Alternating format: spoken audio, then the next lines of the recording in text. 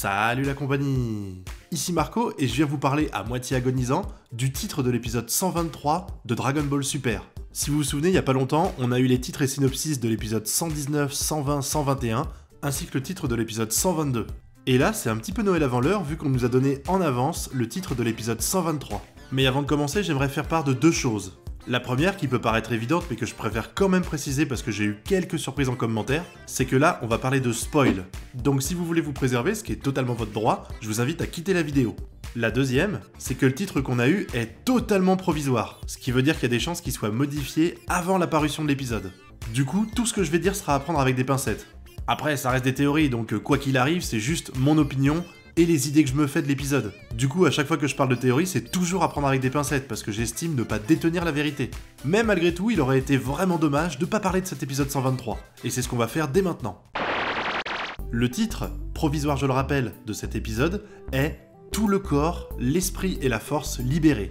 Bon, je vous avouerai que, compte tenu de ce qu'on sait sur l'Ultra Instinct, le titre de l'épisode nous fait clairement penser à ça. En tout cas pour ma part, je pense sincèrement qu'il s'agit d'une personne qui va maîtriser à la fois le côté offensif et défensif de l'Ultra Instinct. Maintenant la question qu'il faut se poser c'est de qui il s'agit. Et pour ça j'ai quelques petites théories que je vais vous exposer ici, et je vais le faire dans l'ordre de la plus improbable à la plus probable à mes yeux. Il y a quelques temps de ça, dans l'épisode 90, il y a eu un combat entre Goku et Gohan. À un moment durant leur duel, ce dernier lui dit « Mon but est d'atteindre une forme ultime que personne n'a jamais vue ». Alors on est tous d'accord pour dire que c'est un épisode filler et qu'on n'aura probablement pas ça dans le manga. Seulement, c'est peut-être pas des paroles en l'air. Après tout, on sait que la Toei a déjà tout le scénario de l'arc qui a été fourni par Toriyama. Et même si je pense qu'il s'accorde quelques libertés, comme on a pu voir avec les différences entre le scan et l'animé, et bien malgré tout, sur les événements essentiels, ils sont tous les deux raccords. Et je pense que vous serez d'accord avec moi pour dire que si jamais Gohan a une nouvelle transformation, ça fait partie du script de Toriyama, ce serait pas une pure invention de la Toei. Du coup, même si on doit pas prendre les épisodes filler comme canon, on peut quand même se dire qu'ils essayent d'apporter une sorte de crédibilité à ces épisodes. Et pour ça, quoi de mieux que faire une petite référence divinatoire sur une nouvelle transformation de Gohan? Comme ça on pourrait se dire, en voyant l'épisode, « Oh la vache, ils avaient déjà anticipé ça dans l'épisode 90 ». Après c'est vrai que dans cet épisode, Gohan parle du fait qu'il veut suivre une autre voie que celle de Goku et Vegeta. En soi, qu'il veut trouver une nouvelle transformation inédite qu'on n'a encore jamais vue. Et même si maintenant on est au courant pour l'Ultra Instinct, au moment de l'épisode on ne savait pas. Donc il est tout à fait possible que cette discussion fasse référence à ça. Après tout, c'est vrai que Gohan est en dessous Goku et Vegeta. Seulement j'ai pas oublié que son métissage humain Saiyan fait qu'il a un meilleur potentiel que Goku et Vegeta. Alors même si c'est vrai qu'il a beaucoup de retard sur son père et Vegeta, il serait tout à fait envisageable qu'il arrive à le rattraper grâce à son métissage humain Saiyan. Je vous avouerai que cette théorie, même si elle a le mérite d'être classe, elle me paraît hautement improbable. C'est vrai qu'on est nombreux à vouloir le retour de Gohan au premier plan, et je pense qu'il est envisageable que ce soit dans cet arc. Mais à mon avis, ça passera pas par une nouvelle transformation. Surtout qu'il est quasi certain que Vegeta arrivera à atteindre l'Ultra Instinct dans cet arc. Et franchement, si en 20 épisodes ils étaient 3 à atteindre ce stade, ce serait vraiment nul. Ça banaliserait beaucoup trop cette transformation qui doit rester malgré tout exceptionnelle. Donc je pense que cette transformation de Gohan en Ultra Instinct, eh ben on la verra jamais. À mon avis, si Gohan doit atteindre un nouveau stade, ce sera quelque chose d'inédit, de nouveau qu'on n'a encore jamais vu. Mais là encore, j'ai de sérieux doutes. On verra ce que nous réserve la Toei et surtout Toriyama, mais c'est vrai que malgré mon côté fan de Gohan, eh ben j'ai du mal à l'imaginer rattraper son retard de puissance au point d'être égal voire supérieur à Goku et Vegeta. Quand on parle de maîtriser l'Ultra Instinct, il est logique de penser en premier lieu à Goku. Après tout, c'est lui le premier à avoir réussi à atteindre ce stade, même si c'était que la partie défensive. On peut se dire qu'actuellement, les autres Saiyans, ils ont un retard considérable sur Goku. Du coup, c'est vrai. On pourrait très bien imaginer que c'est Goku qui va être le premier à parvenir à maîtriser les deux aspects, à la fois défensif et offensif de l'Ultra Instinct. En plus, c'est vrai que, même si parfois il a été surpassé, que ce soit par Gohan ou par Vegeta, ça a toujours été très ponctuel. À chaque fois, il a repris très vite le dessus. On pourrait donc imaginer par exemple que dans l'épisode 122, il y ait le combat entre Vegeta et Jiren, que le prince des Saiyans soit pas à la hauteur, que ce soit parce qu'il est en SSJ Blue ou même s'il commençait à atteindre l'Ultra Instinct, et qu'il soit éjecté de l'arène ou alors tout simplement qu'il soit mis KO. Là, ça pourrait énerver considérablement Goku, qui se mettrait alors en Ultra Instinct et qui arriverait cette fois à maîtriser l'aspect offensif. Personnellement, je pense que comme on fait une distinction entre l'Ultra Instinct offensif et défensif, il ne demande pas les mêmes prérequis pour les atteindre. Donc j'imagine très bien que ça pourrait être la colère ou bien la haine qui permettrait d'atteindre cet Ultra Instinct offensif. Et quoi de mieux pour ça que voir un Vegeta agonisant, que ce soit sur l'arène ou en dehors. Même si on est tous d'accord pour dire qu'on craint pas la mort de Vegeta, déjà parce que c'est interdit, et en plus parce que s'il était éliminé, on lui filerait un Senzu. Seulement ça n'empêche pas que ça pourrait énerver prodigieusement Goku et lui permettre d'atteindre cet ultra instinct offensif. Il y a d'autres théories à ce sujet-là qui circulent comme quoi Vegeta arriverait à maîtriser l'ultra instinct offensif mais pas défensif. Et qu'à la fin du combat entre Goku et Jiren, qui va probablement s'achever par la défaite de Vegeta, Goku se sert des informations qu'il a eues grâce à ce combat pour maîtriser cet ultra instinct offensif. Personnellement, j'ai un petit peu de mal à y croire. Je vais faire une parallèle qui va peut-être être un petit peu bancale pour vous, et vous aurez probablement raison, mais on se rappelle que dans l'arc Cell, ou même dans le premier combat entre Caulifla et Goku, on fait référence à la transformation en Super Saiyan Berserker, et désolé si c'est pas ce nom-là, mais je pense que vous savez tous de quoi je parle, en disant que même si ça apporte une force considérable, la lenteur des mouvements fait qu'on va jamais toucher. Je pense que pour la maîtrise de l'ultra offensif, c'est un petit peu pareil. La différence, c'est que les coups doivent être vraiment extrêmement puissants, et qu'ils doivent atteindre leur cible. Je pense pas qu'ils soient ralentis vu que c'est les muscles qui agissent tout seuls. Seulement si on maîtrise l'ultra instinct offensif et pas le défensif, eh ben j'imagine que le combat va durer 20 secondes.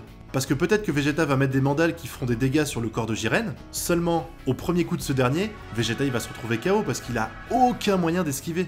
Du coup autant je peux comprendre la maîtrise de l'ultra instinct défensif et pas offensif, mais maîtriser l'offensif sans le défensif, ça me paraît un petit peu improbable. D'autant que je pense que c'est Whis qui l'a dit, et on peut lui faire confiance à ce sujet-là, mais l'ultra instinct offensif est bien plus dur à maîtriser que l'ultra instinct défensif. Donc je pense que si jamais c'était Goku qui devait atteindre cette forme de maîtrise de l'ultra instinct défensif et offensif à la fois, et bah ce serait pas en voyant Vegeta s'en servir, et encore moins de se servir uniquement de l'ultra instinct offensif.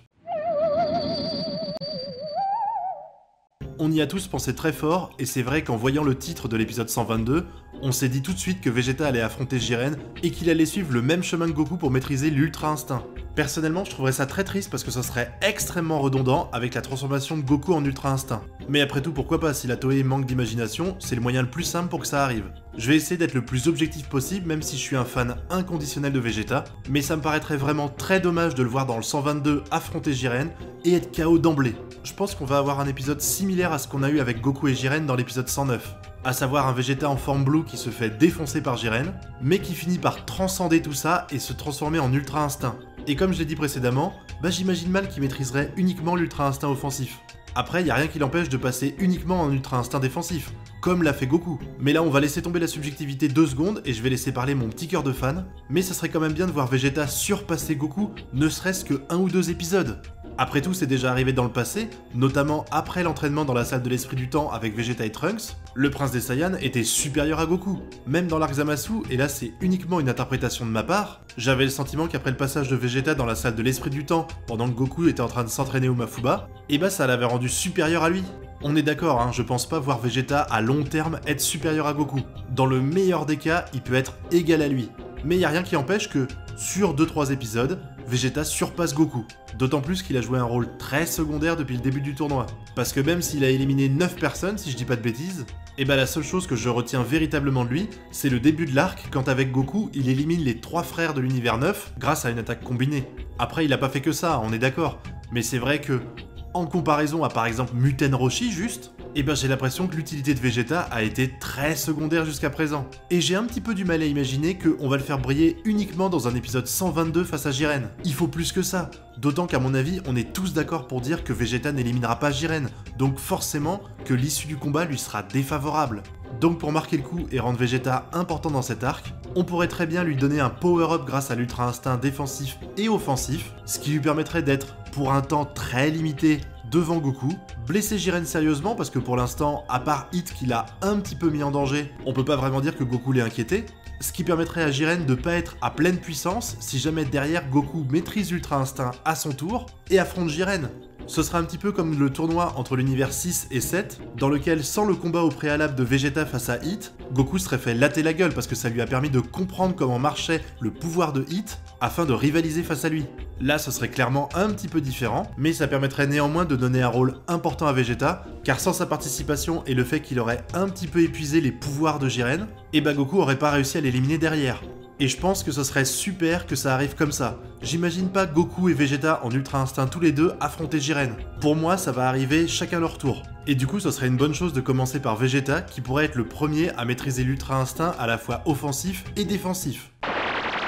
Comme je vous l'ai dit, sur ces 3 théories, je pense que la plus probable c'est celle de Vegeta. Parce que j'ai quand même du mal à imaginer un arc où Vegeta a pas de moment de gloire. Et là, il en a clairement pas eu depuis le début. En tout cas, pas des moments de gloire comme lui le mérite. Et s'il se fait éliminer dans l'épisode 122 sans vraiment opposer de résistance face à Jiren, eh ben ça serait pour moi une grande déception. En plus de ça, ça voudrait dire que dans le même épisode, le combat commence face à Jiren et se finit également. Je pense que ça serait vraiment trop vite expédié, et Vegeta mérite un bien meilleur traitement. Il y a des gens aussi qui théorisaient sur une fusion entre Vegeta et Goku, Vegeta ayant maîtrisé l'Ultra Instinct offensif et Goku le défensif, afin que derrière, Gogeta ou Vegeto maîtrisent les deux. Eh ben j'ai vraiment du mal à y croire. Honnêtement, je pense pas qu'il y aura de fusion. C'est vrai que j'ai milité pour une fusion Goku-Gohan, et j'espère toujours qu'elle aura lieu un jour. J'en ai d'ailleurs parlé dans une vidéo précédente qui a très bien marché, et pour ça je remercie tous les gens qui l'ont vu et qui m'ont mis un pouce bleu à l'époque. Mais là, si on revoyait la fusion entre Vegeta et Goku, eh ben ça serait un petit peu too much pour moi. Après tout, ça a eu lieu dans l'arc précédent, et je pense vraiment qu'il faut limiter le plus possible ce genre de fusion. On a déjà eu Calicoli dans cet arc, et je pense que ça suffit amplement.